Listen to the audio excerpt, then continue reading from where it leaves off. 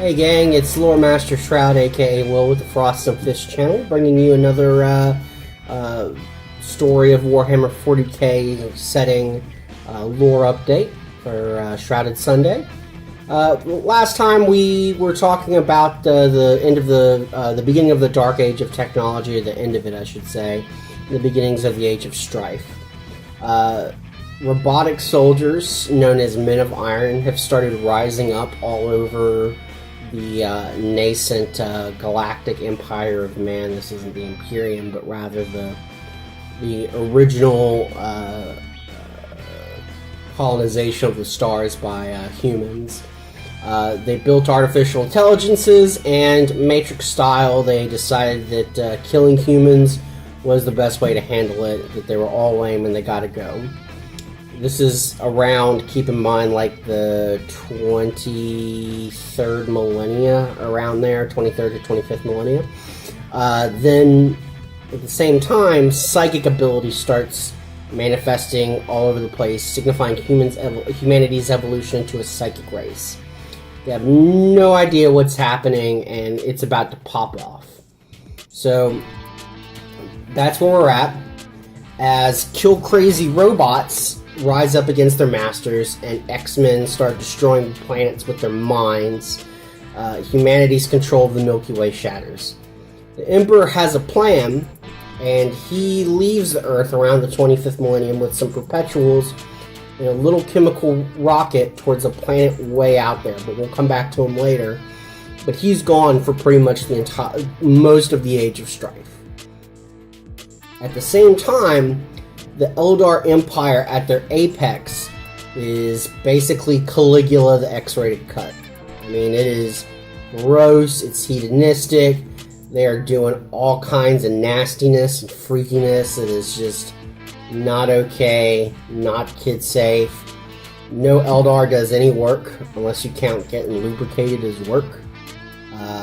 All this psychic hedonism leads to the creation and sentience of a new chaos god, Slaanesh.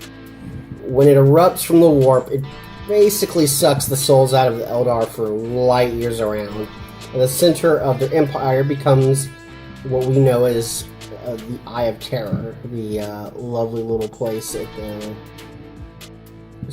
the heart of our galaxy. All the planets for light years around are bleached bare of life and covered in grossness instead.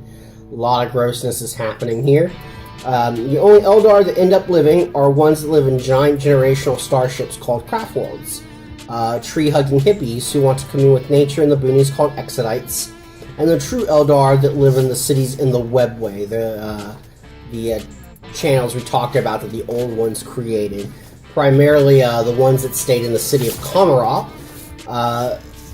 They're not really, they consider themselves to be true Eldar, but when we talk about races and get into more specifics, we'll get into that stuff later. Slaanesh also ends up eating most of the Eldar warp constructs / gods, with some exceptions. Cain, the god of war, challenges Slaanesh, but he gets choke-slammed and shattered into a ton of pieces that later can be activated into powerful avatars that function as mediocre plot devices in Black Library books. Seriously, if I had $1 for every time an avatar of Cain was used to demonstrate how powerful a Imperial character was, I would have like $20. It's like a large pizza.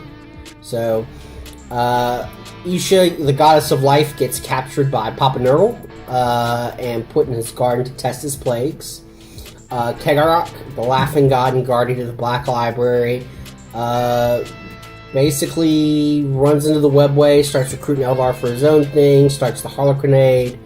But now Slaanesh is technically god of the Eldar, and all he does is constantly gnaw every Eldar's soul, which each of the communities deal with in their own way. Craftworld Eldar decide that they got too gross and start living these monkish ascetic lifestyles that follow rigid paths that explore parts of your personality and psyche until you're done and you switch to another one. So you feel like painting, well, you're on the path of the painter. And you paint until you feel like you've done what you needed to do to express that part of your soul.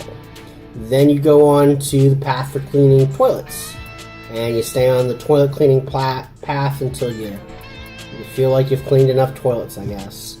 I think it's called the path of service, but that sounds way too funny for being a toilet cleaner.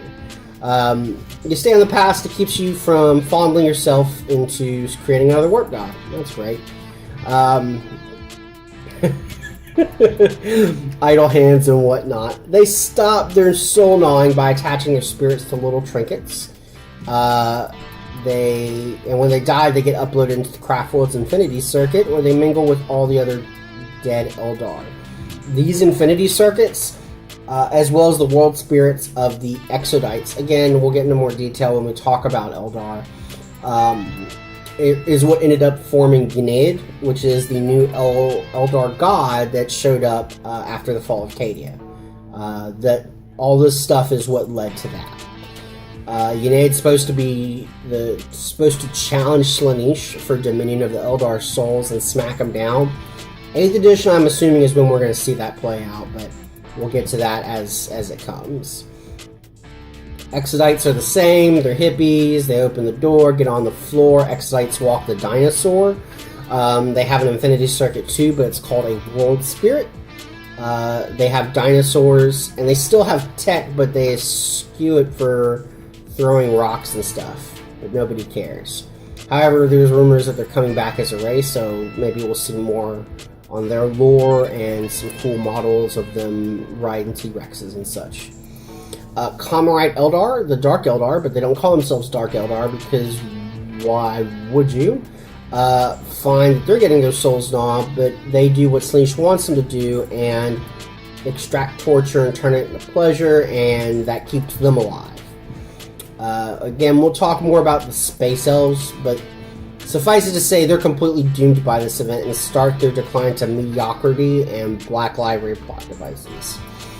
We'll come back more to them later, but what it affects humanity by shutting down warp travel. The afterbirth of Slaanesh basically causes warp storms everywhere, and what was simple warp travel before is now impossible. With worlds unable to communicate or trade, Old Night descends on humanity, and Terra Mars are pretty much a myth. So if you live on, like, Thracian Prime in Scaris sector, then, yeah, you might have forgotten that humans even were, like, from Earth. It's that epic. Mars breaks down. They were the preeminent technologists during the Dark Age of technology, and once everything broke, they broke and completely forgot how all their stuff works. So they start worshipping machines. They view the rise of the Iron Men as a result of their hubris and incorporate theology into science. And that's how the mechanic emerged to dominance, hoping and praying that the Omnissiah would appear to restore the technologies lost to them in the golden age of man. And we're going to leave it there. That's a pretty quick rundown of the Age of Strife. I know I'm going through the setting pretty quickly, and there's a lot of nuance and detail to this. The reason I haven't gone more into it is because the canonicity of a lot of things is in question now, and I just want to get the bare bones. This is what we still know as of 8th edition at this point, before I start talking about, Space Marine Gene Seed, or why, what the differences are between Craftworld Eldar and Comorites and so on and so forth. I want to give you guys a basis, a firmament, if you would, to then build upon on specific things. And the best way for me to know what you want is to comment on these videos. Tell me what you want to hear about. Tell me, ask questions, and I will do my best to respond to them. Maybe if we get enough, we can do a Q&A, similar to what Wolf Brother Mythos and Freak do. And yeah, that'd be great. Okay, so as always, like this video, please share it, please comment on it, let us know what videos you want to keep seeing. Happy wargaming, and as always,